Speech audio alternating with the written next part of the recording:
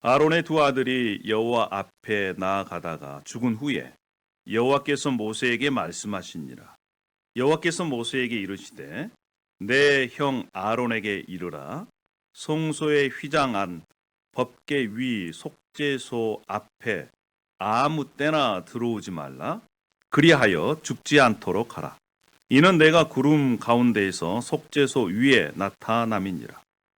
아론이 성소에 들어오려면 숫송아지를 속죄제물로 삼고 순양을 번제물로 삼고 거룩한 세마포 속옷을 입으며 세마포 속바지를 몸에 입고 세마포 띠를 띠며 세마포 관을 쓸지니 이것들은 거룩한 옷이라. 물로 그의 옷을 씻고 입을 것이며 이스라엘 자손의 회중에게서 속죄 제물로 삼기 위하여 순염소 2마리와 번제물로 삼기 위하여 순양 1마리를 가져갈지니라. 아론은 자기를 위하여 속죄제의 순양 숫송아지를 드리되 자기와 집안을 위하여 속죄하고 또 그 두 염소를 가지고 회막문 여호와 앞에 두고 두 염소를 위하여 제비 뽑되 한 제비는 여호와를 위하고 한 제비는 아사셀을 위하여 할지며 아론은 여호와를 위하여 제비 뽑은 염소를 속죄제로 드리고 아사셀을 위하여 제비 뽑은 염소는 산채로 여호와 앞에 두었다가 그것으로 속죄하고 알사셀을 위하여 광야로 내보낼지라. 21절 말씀입니다. 아론은 그의 두 손으로 살아있는 염소의 머리에 안수하여 이스라엘 자손의 모든 불의와 그 범한 모든 죄를 아뢰고 그 죄를 염소의 머리에 두어 미리 정한 사람에게 맡겨 광야로 보낼지니 염소가 그들의 모든 불의를 지고 접근하기 어려운 땅에 이르거든 그는 그 염소를 광야에 놓을지니라. 아멘. 이것은 살아계신 하나님의 말씀입니다. 할렐루야. 다시 한번 주님의 이름으로 예배에 참여하신 여러분들을 사랑하고 축복합니다.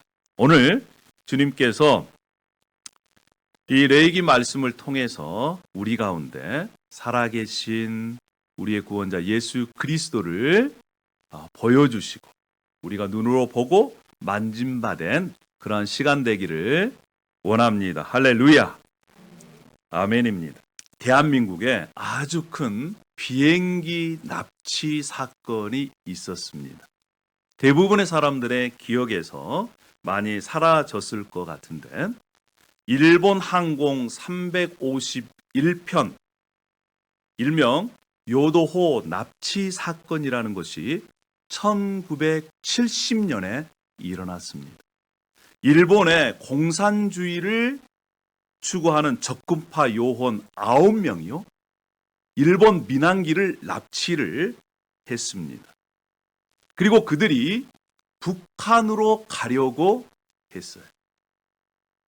근데 그 가운데 한국말을 하는 사람들이 없었습니다.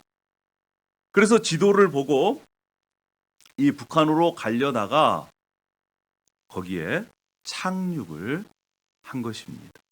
물론 그 가운데는 지금 국정원에 이러한 그들을 속이는 그러한 이 작전이 포함되어 있었습니다.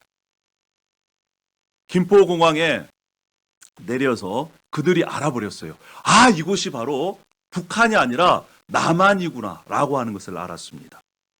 승객이요, 승무원을 포함해서 129명인가 됐어요. 그래서 그들이 살해 유업을 합니다. 그리고 그들이 자신들을 북한으로 보내달라는 거예요. 그때에 일본에서 고위 간부, 이름이 야마무라 차관이라고 하는 사람이 비행기를 타고 김포공항에 내렸습니다. 그리고 자신이 이 비행기에 타는 조건으로 이 인질로 잡혀 있는 승객들을 풀어주라고 얘기를 합니다. 이 사람이요, 이러한 적국파들이 이 비행기를 장악을 하고 그 다음에 야마무라 차관이 비행기에 오릅니다. 그리고 그가 그 사람들을 대신해서 인질이 돼요. 그리고 나머지 승객들을 풀어줍니다. 그리고 이 적군파들이 그 사람을 데리고 김포공항에서 북한으로 망명을 하는 그러한 사건이 1970년. 그리고 그들이 북한에 도착한 날이 바로 1970년 4월 3일 오늘이었습니다. 여러분, 만약에 한번 생각해 보십시오. 여러분들이 지금 비행기에 갇혀 있습니다. 그런데 한 사람이 비행기에 올라와서 자신이 대신 이 비행기 안에 인질로 잡히고 나머지를 풀어주라. 근데 그 풀림을 받은 사람들 중에 여러분이 그 안에 계시다면 여러분은 그 사람에 대해서 어떻게 생각을 하겠습니까? 평생토록 나를 대신해서 인질로 잡힌 저 나를 위해서 희생한 저 사람 잊을 수 있겠습니까? 그리고 세월이 시간이 지나면 지날수록 이 사람에 대해서 얘기하지 않겠어요? 그때 그 사람이 나를 위해서 희생을 했구나. 나는 저 사람 때문에 풀려났다. 나는 저 사람 때문에 이 목숨을 살렸다. 라고 하는 그러한 감사한 마음으로 여러분 살지 않겠습니까? 오늘 레위기 16장의 말씀이 마치 이와 같은 말씀입니다. 이스라엘 백성의 죄를 대신해서 희생 제물이 있습니다. 오늘 이스라엘 백성들의 죄를 대신 뒤집어 쓰고 희생당한 희생 제물이 나오고요. 뿐만 아니라 이스라엘 백성들의 죄를 뒤집어 쓰고 멀리 떠나보내 자신의 목숨을 잃은 희생 염소 아사셀의 염소가 나옵니다. 하나님께서 그것을 통해서 하나님과의 관계를 회복하기를 원하셨습니다. 레위기 16장 이 대속죄일에 관련된 그러한 말씀입니다. 여러분, 이 대속죄일은 철저하게 준비해서 사람도 준비되고 뿐만 아니라 재물을 준비해서 하나님을 만나는 하나님과 관계가 회복되는 그러한 것들을 기념하기 위해 하나님께서 이스라엘 백성들에게 레위기 16장을 말씀하신 것입니다. 오늘 저와 여러분이 이러한 하나님과의 관계 회복, 그래서 그 관계 회복된 하나님의 백성들이 하나님과 교제하고 하나님의 은혜를 누리고 복을 누리는 그러한 시간을, 안식을 누리는 시간을 가진 것처럼 우리의 삶 가운데 이러한 은혜가 임하기를 소원합니다. 할렐루야. 아멘입니까? 아멘입니다. 여러분, 그러면 이 대속죄일 규정이 왜 생겼을까요? 무엇 때문에 생겼을까요? 우리 레위기 16장 1절을 우리 함께 읽어보도록 그렇게 하겠습니다. 자, 시작. 아론의 두 아들이 여호와 앞에 나아가다가 죽은 후에 여호와께서 모세에게 말씀하시니라. 예, 아론의 두 아들 나답과 아비후가 하나님께서 말씀하시지 않는, 명령하시지 않는 그러한 불로 하나님 앞에 나아가려다가 죽음을 당했습니다. 그리고 그 다음 하나님은 이스라엘 백성들이 부정하게 되었고 또 성소가 부정하게 되어서 이제 그 부정한 사람과 성소를 깨끗하게 하기 위해서 이 대속죄일의 규정을 말씀하신 것입니다. 그러면 언제 이 대속죄일, 욤 키푸르라고 하는 그 대속죄일의 제사를 드려야 할까요? 언제입니까? 성경에는요, 레위기 16장 29절에 이렇게 말씀하고 있습니다. 너희는 영원히 이 규례를 지킬지니라. 일곱째 달 곧 그 달 10일에 그렇습니다.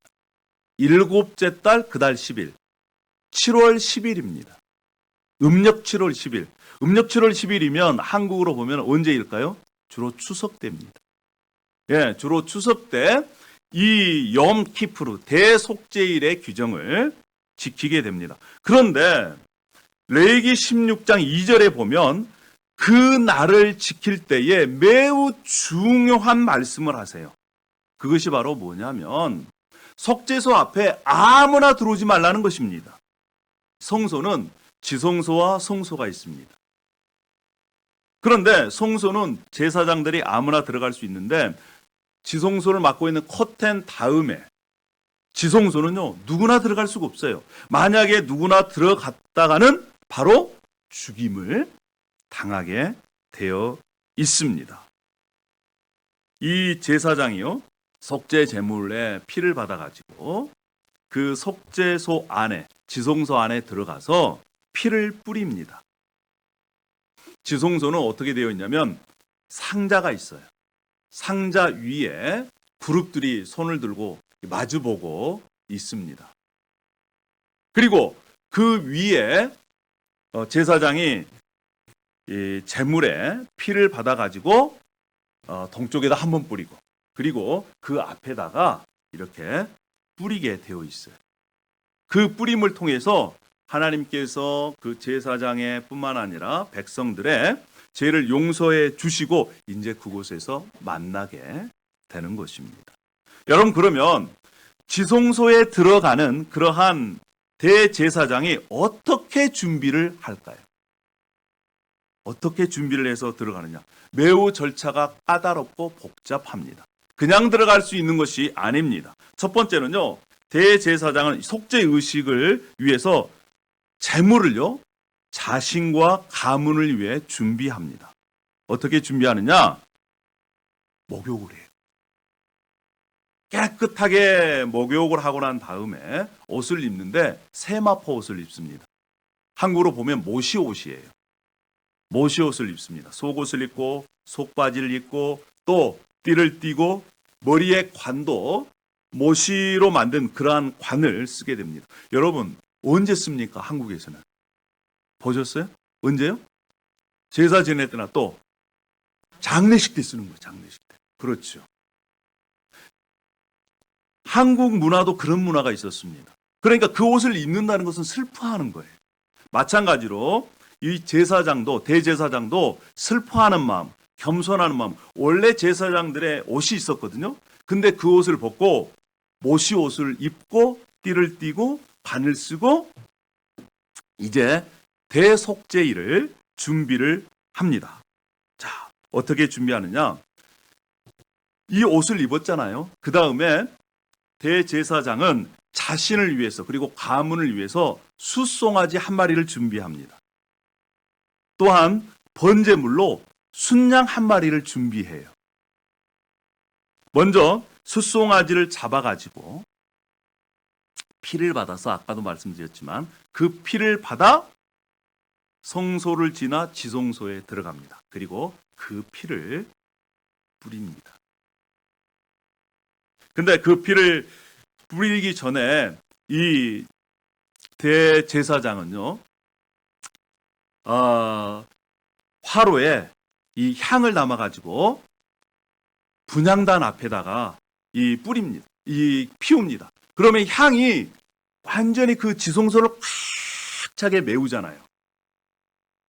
꽉 차게 메우면 앞에 이 연기 때문에 제대로 볼 수가 없을 정도로 향을 피워서 하나님을 제대로 볼 수 없게 합니다.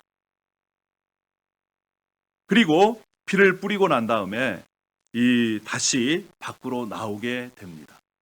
다시 밖으로 나오게 되어서 그 다음에는 이제 두 번째 절차를 진행하게 되는데, 두 번째 절차는 먼저는 자신을 위해서 송아지를 잡고 들어가서 피를 뿌렸다면, 이제는 이스라엘 공동체를 위해서 염소 2마리를 준비합니다. 그리고 제비를 뽑습니다. 2마리 중에 1마리는 거기에서 잡아서 피를 받는 걸로, 1마리는 이제 알사셀에 이 염소로 광야로 보내지는 그러한 것을 위해서 지금 제비를 뽑습니다.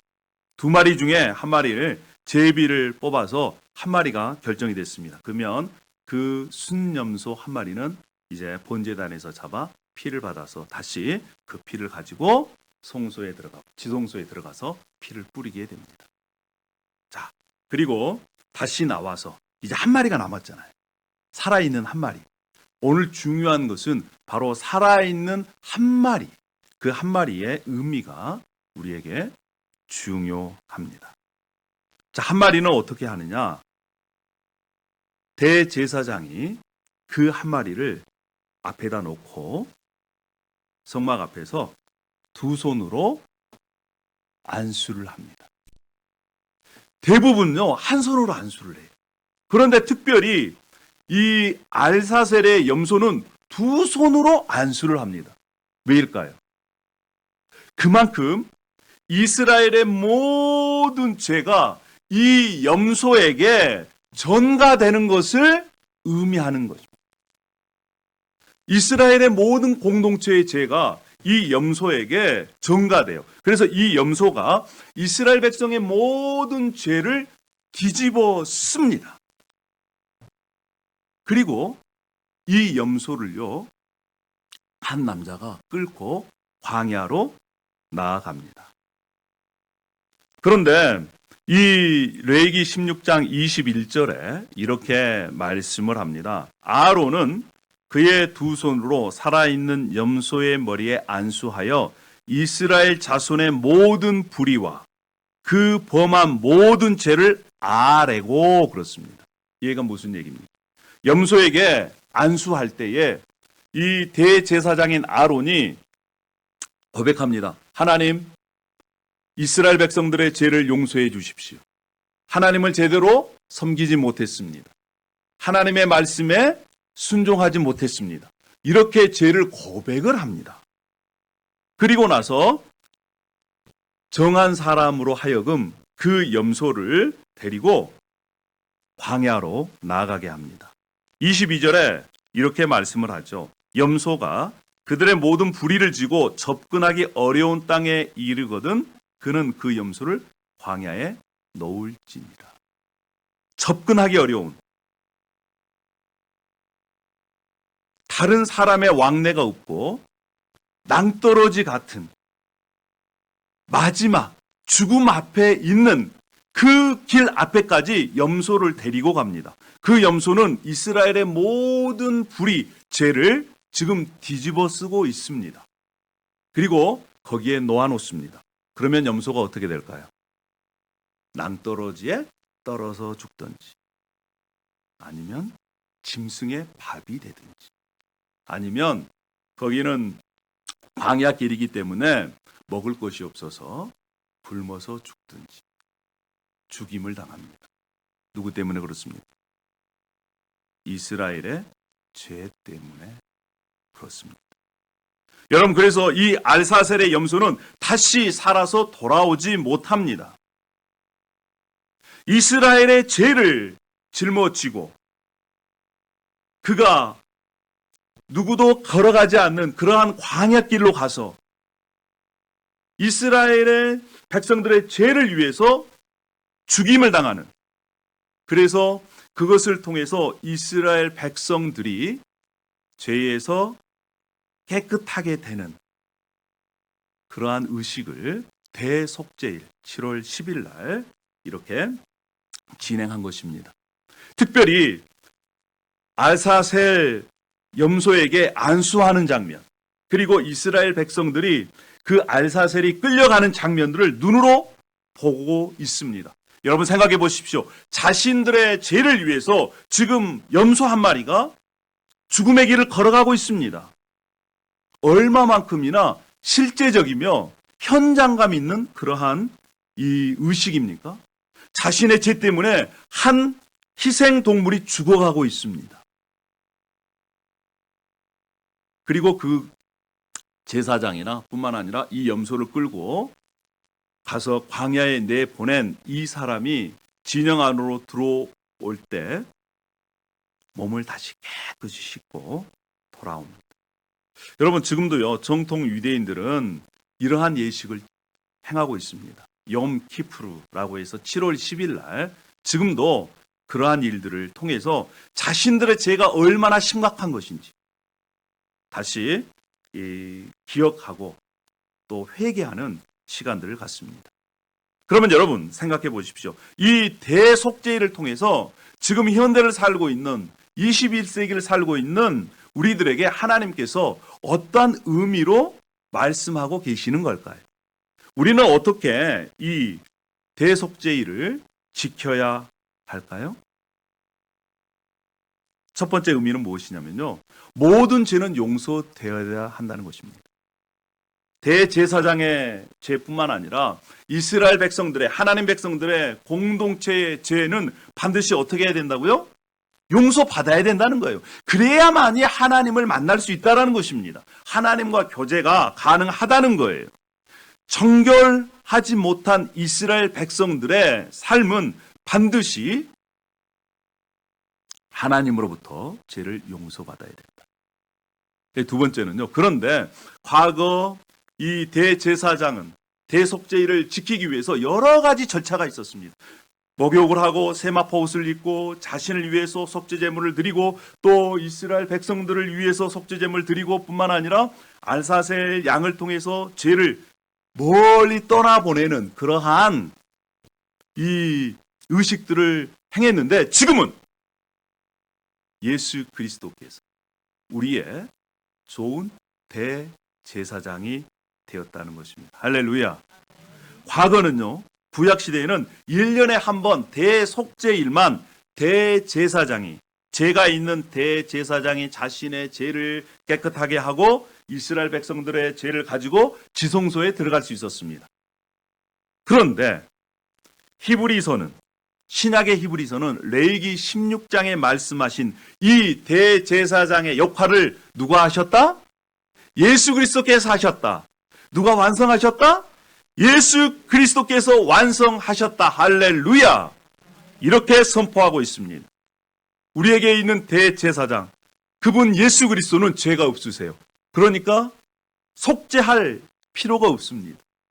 뿐만 아니라 그 대제사장, 우리에게 있는 예수 그리스도는 한 번에 우리를 위한 희생 제물이 되셨기 때문에 이제는 매년마다 한 번씩 드리는 그 대속죄일을 지킬 필요가 없이 우리는 날마다 시간 있을 때, 아니 시간을 내어서 예수 그리스도를 힘입어 하나님 앞에 나아가 우리의 죄를 용서받을 수 있는 길이 열린 것입니다. 할렐루야. 대제사장은요, 염소와 송아지 피로 지성소에 들어갔습니다. 그런데 예수 그리스도는 당신의 피로 말미암아 우리의 모든 죄를 용서해 주셨습니다. 예수님께서 십자가에 달리심으로 말미암아 우리가 하나님께 나아갈 수 있는 그러한 새 길을 여신 것입니다. 예수 그리스도께서 우리의 뭐가 되셨다고요? 대제사장이 되셨습니다. 할렐루야. 여러분, 그 의미가 어떤 것인지 히브리서 4장 15절에 이렇게 말씀합니다. 우리에게 있는 대제사장은 우리의 연약함을 동정하지 못하실 리가 아니요. 한국말이 너무 어렵습니다. 연약함을 동정하지 못하실 이가 아니요. 여러분, 이 말이 무슨 말입니까? 네, 그렇게 바로 쓰셨으면 되는데 동정하지 못하실 리가 아니요. 강조한 것입니다. 한마디로 얘기하면 여러분의 사정을 여러분보다 더 잘 아신다는 겁니다. 우리의 연약함을 잘 아신다는 거예요. 우리의 형편을 우리보다 더 잘 아신다는 것입니다. 여러분의 부족함, 여러분의 연약함, 여러분의 이 하나님 앞에 나아가지 못할 그럴 이유들까지 다 잘 아신다는 거예요. 여러분, 아니 우리보다 우리를 더 잘 알고 계시고 뿐만 아니라 여러분보다 여러분들을 더 사랑하신 분이 지금 우리의 대제사장 되신 예수 그리스도이십니다. 할렐루야. 여러분, 그분은 우리를 위해서 십자가에서 자신의 육신을 찢으셨고 피를 흘리셨습니다. 그리고 하나님께 나아갈 수 있는 길을 여셨습니다. 뿐만 아니라 지금도요, 하나님 우편에서 저와 여러분을 위해 기도하고 계세요. 나 너 잘한다. 너의 아픔을 잘한다. 연약함을 잘한다. 너가 핑계대고 있는 하나님 앞에 나오지 못할 그 이유도 잘 안다. 걱정하지 마. 내가 이미 길을 열어놨어. 그냥 하나님께 나오기만 하면 돼. 이렇게 주님께서 우리들에게 말씀하고 계십니다. 할렐루야. 사랑하는 여러분, 우리가 하나님 앞에 나아가지 못할 이유가 없습니다. 이미 그분을 통해서 새 길이 열렸습니다. 뿐만 아닙니다. 예수님은요, 우리에게서 죄를 멀리 떠나보내는 알사살의 희생 제물인 것입니다. 이스라엘 백성들의 죄를 멀리 떠나보내기 위해서 이 염소에게 죄를 전가해서 뒤집어 씌워서 빨리 광야로 보낸 것처럼 예수님께서는 우리를 위한 하나님의 세상 죄를 지고 가는, 여러분의 죄를 짊어지신, 그리고 그 죄를 우리에게서 멀리 떠나 보내신 하나님의 희생 제물이 되신 것입니다. 할렐루야. 여러분 믿으십니까? 우리가 예수 그리스도를 믿기만 하면 예수님께서 우리의 죄를 대신 뒤집어 쓰고 그 죄를 우리에게서 멀리 떠나 보내셨습니다. 그리고 그것을 믿는 사람들에게 하나님께서는 그래, 너는 죄 없다, 의롭다, 이렇게 인정해 주신 것입니다. 성경에는 이 시편 103편 12절에 이렇게 말씀합니다. 동이 서에서 먼 것 같이 우리의 죄가를 우리에게서 멀리 옮기셨습니다. 여러분 믿으십니까? 동과 서가 만날 수 있습니까? 없습니까? 만날 수 있습니까? 없습니까? 동과 서가 만날 수 있어요? 없어요? 없어요. 그것처럼 예수 그리스도로 인해서 우리의 죄가 우리에게서 멀리 떠난 줄로 믿습니다. 할렐루야. 예수님은 우리를 위한 희생 제물이 되었습니다. 여러분, 그런데요, 그것을 믿는 자마다, 그 예식에 참여하는 자마다 하나님께서 주신 축복이 있습니다. 그것이 뭘까요? 그것이 바로 안식입니다. 평안입니다. 여러분, 우리가 죄를 짊어지고 있으면요, 죄를 가지고 있으면 마음이 불안합니다. 언제 하나님께서 심판하실지 몰라요. 그런데 그 마음을 갖고 있는 사람은 아직까지 양심이 살아있는 사람이에요. 우리 중에 내가 하나님을 떠났을 때 두려움이 있고 하나님을 떠났을 때 불편하면 아직까지 기회가 있는 사람들입니다. 할렐루야. 그런데 죄를 짓고도요, 감각이 없어요. 그러면 성경에는 뭐라고 얘기합니까? 양심의 화인, 불도장을 맞다. 여러분, 불도장이 찍히면 어떻게 됩니까? 불에 대면 신경이 죽어서 감각이 없어져요. 하나님께서 아직 우리의 마음 가운데 감각을 주셨을 때가 기회입니다. 할렐루야. 그때가 바로 살아 계신 하나님을 다시 만나 회복할 수 있는 그러한 기회라는 것을 여러분 꼭 기억해 주시길 바랍니다. 그리고 죄를 고백하고 하나님께 나아가면 하나님께서 주신 것이 무엇이에요? 안식이고 평안입니다. 그러니까 세상에서 주는 그 평안보다 하나님께서 주신 그 평안을 우리가 맛봐야 해요. 그래야 그 평안을 추구하게 되어 있습니다. 안식을 추구하게 되어 있어요. 그래서 우리에게 남은 것은 삶의 선택입니다. 하나님을 선택할 것인가? 아니면 내 마음대로 살 것인가? 하나님의 뜻대로 살아갈 것인가? 아니면 내 쾌락을 위해서 살아갈 것인가? 선택에 우리에게는 이렇게 주어져 있습니다. 여러분, 혹시 프랑스의 유명한 철학자 중에 샤르트르라고 하는 사람 혹시 아십니까? 이웃집 친구 이름도 잘 기억이 안 나는데 무슨 프랑스 과거에 살았던 샤르트르. 여러분, 이 사람은요 매우 유명한 사람입니다. 철학자 중에, 실존주의 철학자 중에 아주 유명한 사람이에요. 그 사람이요, 어떤 얘기를 했냐면 지옥은 곧 타인이다. 이 말이 뭔 말이요? 지옥은 곧 타인이라는 얘기를 했어요. 즉 다른 사람에게 구속되는 것이 바로 지옥이라는 것입니다. 다른 사람에게 구속되는 것 지옥이에요. 그러니까 다른 사람에게 구속받지 않으려고 결정을 했습니다. 그래서 그가 최초로요, 계약 결혼을 한 사람이에요. 계약 결혼. 그리고 계약 결혼을 하면서 어떤 것까지 했냐면 너 다른 사람 만나도 돼. 이렇게까지 한 사람이에요. 그때 당시에 프랑스에서는 아주 센세이션을 일으킨 사람입니다. 그리고 신을 철저하게 부정한 사람. 왜요? 구속받기 싫은 사람입니다. 이 사람이 어떤 또 유명한 말을 했냐면 인생은 B와 D 사이의 C다. 이런 얘기를 했습니다. Life is C between B and D. 굉장히 고상한 얘기예요.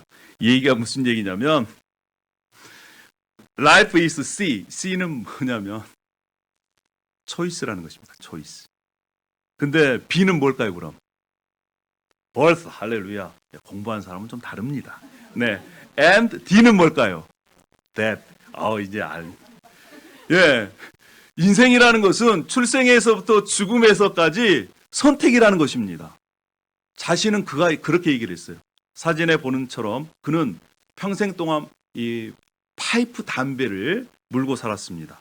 여러분, 파이프 담배를 물고 살았어요. 이게 프랑스를 휩쓸었어요. 뿐만 아니라 유럽과 젊은이들을 휩쓸었습니다. 그래서 그때 당시에는 파이프를 물고 다방에 가서 커피 마시는 것이 교양을 쌓는 것처럼 생각할 때가 있었어요. 우리 선조들, 우리 때는 말고. 근데 이 사람이 평생 동안 담배를 피웠기 때문에 어떤 병이 왔을까요?